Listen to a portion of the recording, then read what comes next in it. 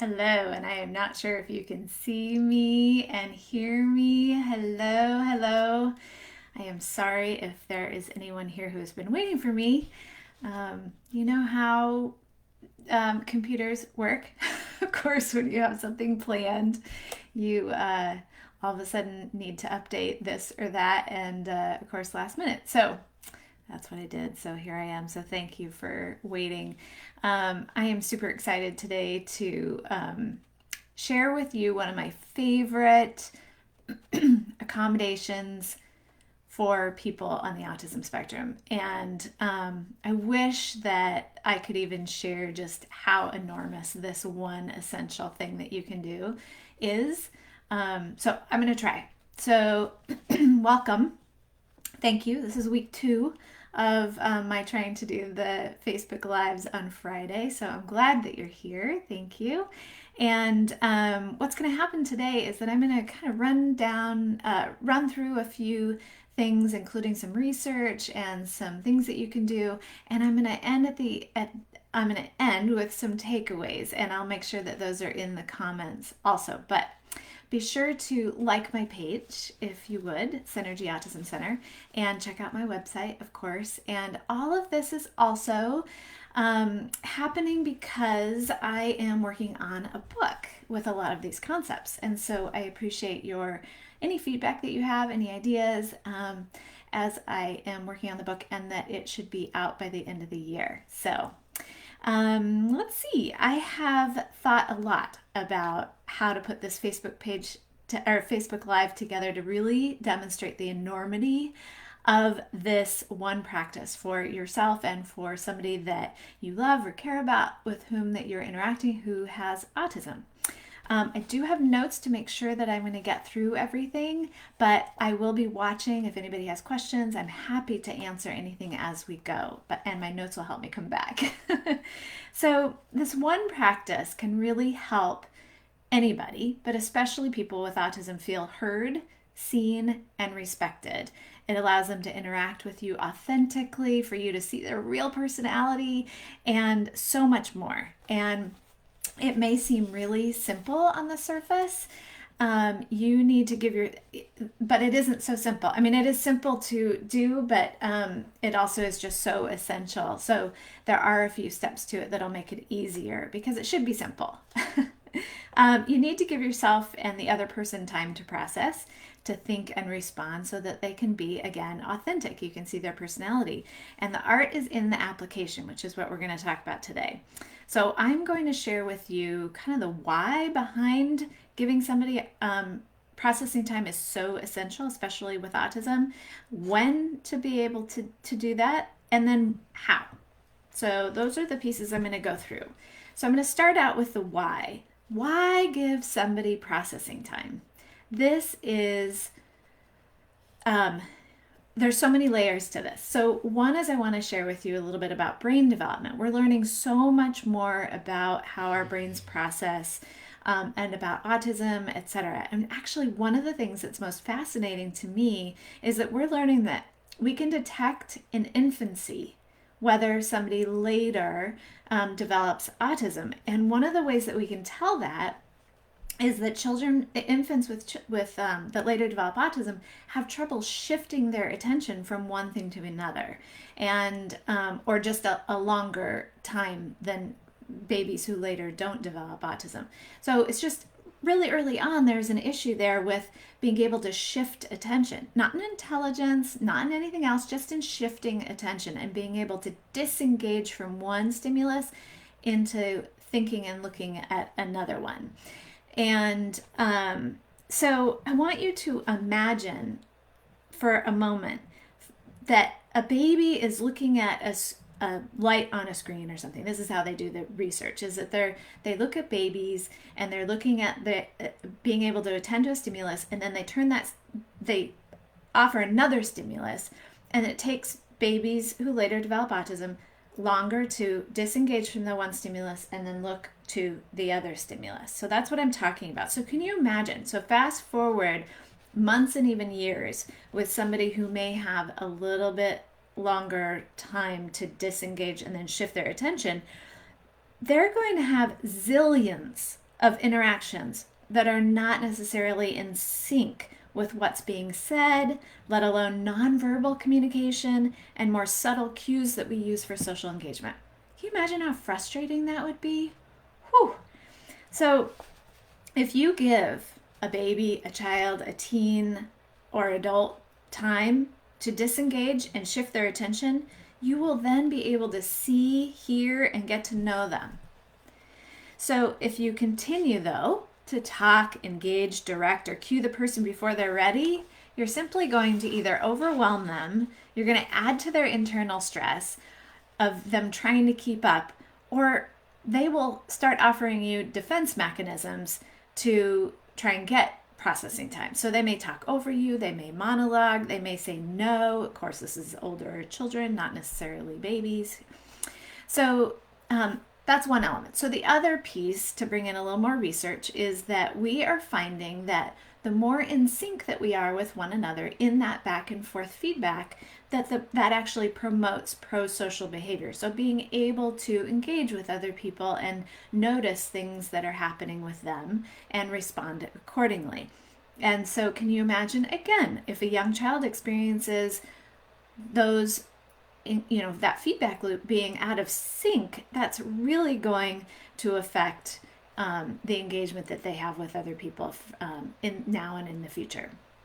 So translating this current research that I'm happy to share more about if anybody is interested is we need to provide people who may struggle with that attention shifting with experiences where they have time to shift their attention to then have synchronous interactions with other people. And these should, hypothetically, then also support pro-social behaviors and development for that individual. Pretty awesome, right? Just by giving processing time. So I want you to just for a minute also imagine the strain that this challenge in attention shifting would put on social engagements and interaction. How hard people with autism have to work to figure out nonverbal communication and other subtle cues of communication. If just the issue is around shifting attention. Social interactions are so crazy busy. And trying to pay attention to everything that's going on and shift your attention is I just can't imagine, and it makes me just have my hat off to people who are working that hard in social engagements. But some of the things that people who may be having this struggle with might do is they may do things like watch the same movies over and over again, or just parts of them, just to be able to understand what's going on in them from a social perspective, or even just to understand how busy things are and to kind of dissect it. They may hyper focus on one topic and really get to know it well rather than attempting to keep up with the social chaos that they experience. They may get so focused on something that they're thinking about that it seems that they do not even hear you.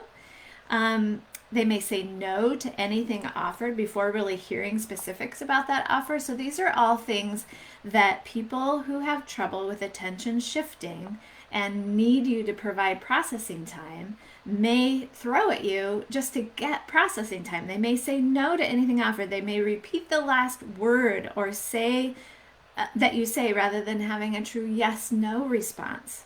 They may become cue dependent rather than having their own authentic responses, just to be able to get more time to process. So it isn't about being manipulative. It isn't about anything else except just having trouble shifting attention from one thing to another and needing you to provide processing time. So they may exhibit challenging behaviors whenever they're asked to do something. They may shut down and mostly be silent. They may shut themselves in their bedroom once they get older just to get processing time. They may hyper-focus on one topic or video gaming where they have control over the information flow. And they may simply just seem to not pay attention due to stemming that helps them think or process. So that's the why. So now I want to go into when to give processing time. And I am just noticing something on here that I may not have set up appropriately. Okay, I think I'm all right.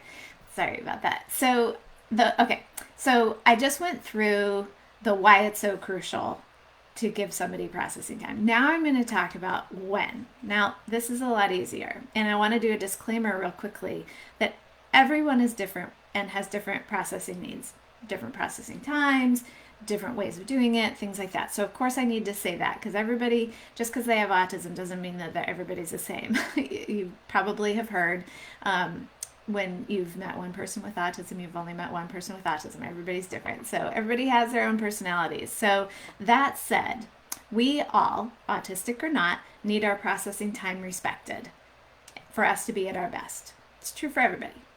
So times to give somebody processing time when they're distraught and when you want them to know that you're there for them. So just in comforting is a great time when you know somebody with autism or anybody is distraught. It's a great time to give processing time. Another time is when they're feeling overwhelmed or they seem overwhelmed and you're there and you're ready to help them make sense of it all. Don't add to it by not giving them processing time and trying to fix it too fast. Just give processing time. It's pretty cool. Give processing time when you want to tell them that you love them. Give them processing time when you want to tell them it's time for dinner. Give them processing time when they come to you asking the same question they've asked many times before, and often they already know the answer. So other ways that you can give or the times to give processing time. So I've already gone through why to give processing time. Now I'm in the when to give processing time, and then next I'm going to talk about how. So when to give processing time, tons of different times.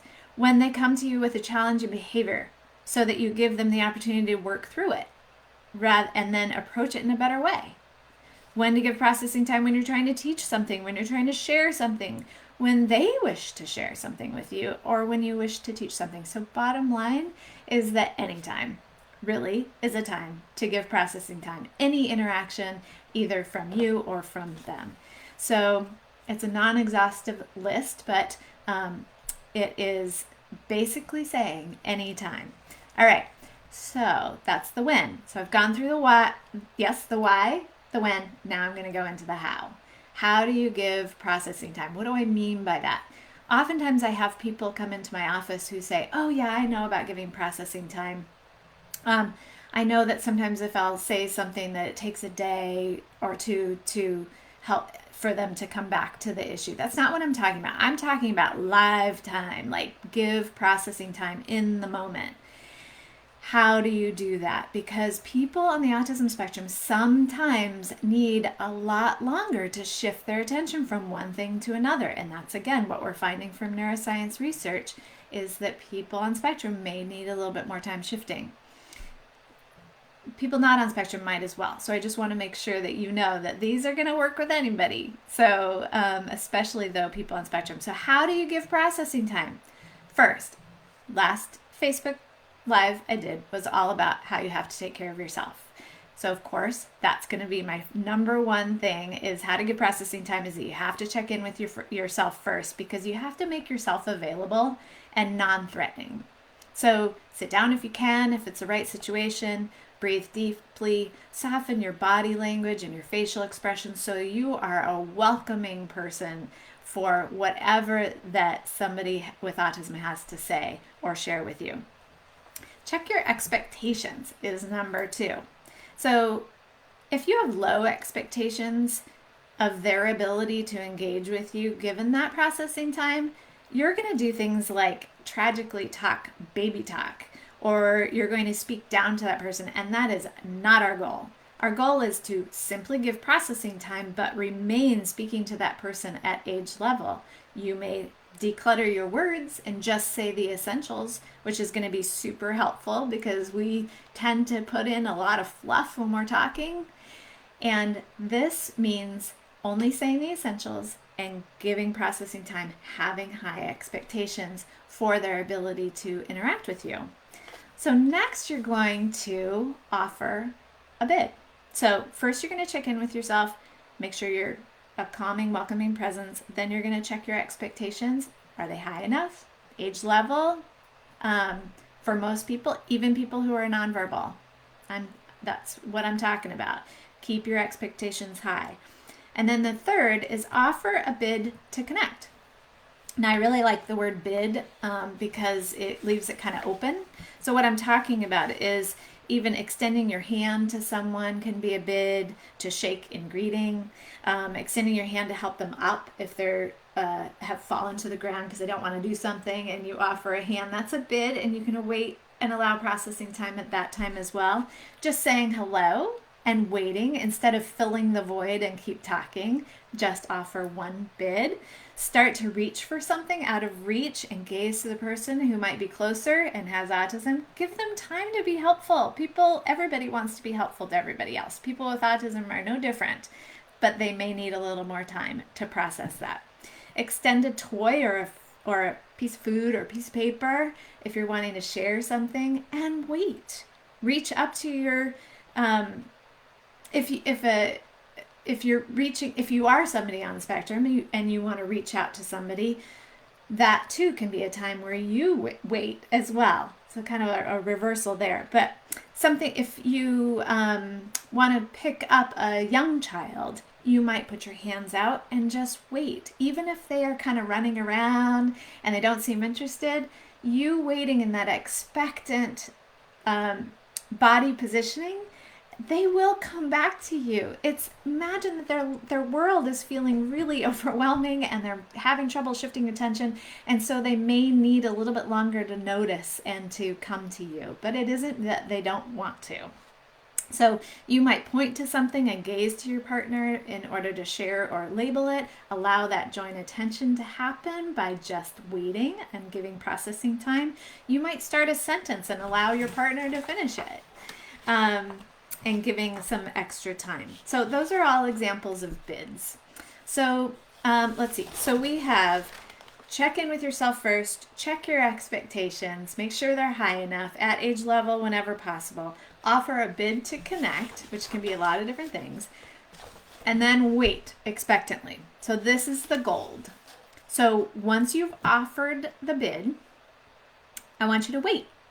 Stay in that position. You're offering that bid and you want to keep your facial expressions and body positioning expectant, ready to receive their ideas, their thoughts, their emotions. This is the kind of part that can feel a little awkward because we tend to want to fill that space, but don't, and you will see just beautiful things. I just love the moment when a family will come back to me and say, just by waiting, they surprised me. And that is the gold.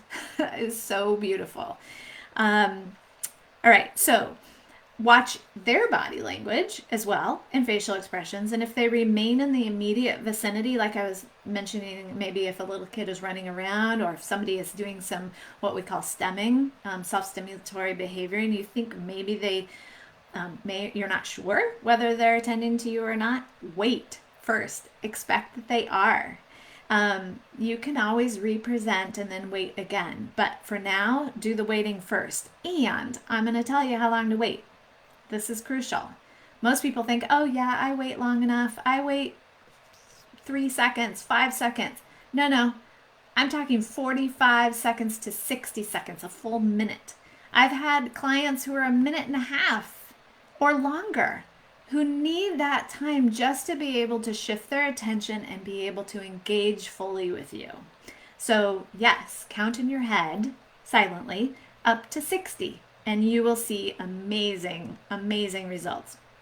And then the last step is really just lather, rinse, repeat. All right. So I'm going to go back through those. Okay. So how to get, because I see we have a couple new people on. So let me back up. So first I talked about in this video why to give processing time. Super crucial. Neuroscience research is telling us that people with autism have trouble shifting attention from one thing to another from early in development. Imagine how complicated that can be for social engagements, where if we can just give processing time, we can give so much to that individual. So then I talked through, okay, so that was the why I give it. And then I was when, which is basically whenever, because all the time, whenever you're wanting to interact either or listen or share or whatever. And then the last one that I've been going through is the how to give processing time, which is check in with yourself Make sure you're available and non-threatening. Check your expectations. Make sure they are high enough. I don't want you to think that giving processing time in any way means that you lower your expectations. It actually means you raise them. That just by giving processing time to attention shift, you can speak at age level to that person. Maybe simplifying the words that you use and only saying essentials, but definitely keeping your expectations high. Okay, then offer a bid to connect, which can be a lot of different things. And then wait expectantly. And that is, again, with your whole body being ready to receive whatever they are going to share with you, and be ready to be surprised, because that's the gold. And then lather, rinse, repeat. So the other piece that I so want to share with you is that this bolsters what the developmental phrase personal agency. So this helps allow somebody to have and feel personal agency instead of being cued through life, of actually having the time to offer the world what they have to offer uniquely, that's theirs and their personality. And that kind of this realization that they can have impact over interactions. That's personal agency, that they have control over their body, their interactions, their what they're interested in, who they want to talk to, like just so many different things that make later motivation so much easier. So this is a great thing to work on and provide. I shouldn't even say work on. You'll have to work on it as the neurotypical, but that the person is going to benefit just very quickly from this personal agency that you are providing them. Instead of being cued through life, either expecting or relying on others to tell them what to do, they can share their unique ideas. And you're going to have people who might shut down or retreat or ignore requests and cues, who now, just through you offering this, may realize that they can contribute without feeling rushed and anxious. You might have people who fight and challenge every directive that you try and give them. They can now relax into not having to fight to gain processing time. So, all right. So again, because I have a couple more people on, is steps to provide processing time, which can be anywhere, anytime you wish to engage someone on the autism spectrum, or anyone for that matter. Check in with yourself. Do whatever you need to do for yourself. If you want to listen to my Facebook Live from last week, I talk about how to do that. Check your expectations. Are they at age level or at least close? Because allowing processing time is crucial. Don't simplify. Don't talk down. That's one of my pet peeves. Can you tell? Then offer a bid to connect. Wait expectantly. Yes, up to 60 seconds. So counting in your head up to 60, and then lather, rinse, repeat. So there it is. Thank you. I appreciate that, Stephen. He says that's really great. I'm glad that you're here. I am now at the end of my Facebook Live, though. So if you have any questions, please comment. Please like my page if you would, if you haven't already. Share your thoughts with me, because as I mentioned in the beginning of this, I am working on a book and with a lot of these concepts, and so I would love any feedback that you have. Check out you can contact me either here or Barbara at Synergy Autism Center. Check out my website, which is synergyautismcenter.com. And I just have to thank you very much for joining me. And please come back next Friday, May 22nd at 12 noon. I'm going to be doing this every Friday, when I'll be sharing another essential for building strong and satisfying relationships with others. Whether you're autistic yourself or care about somebody with autism, hopefully these tips will help you out. All right. Thank you so much. Take care. Bye.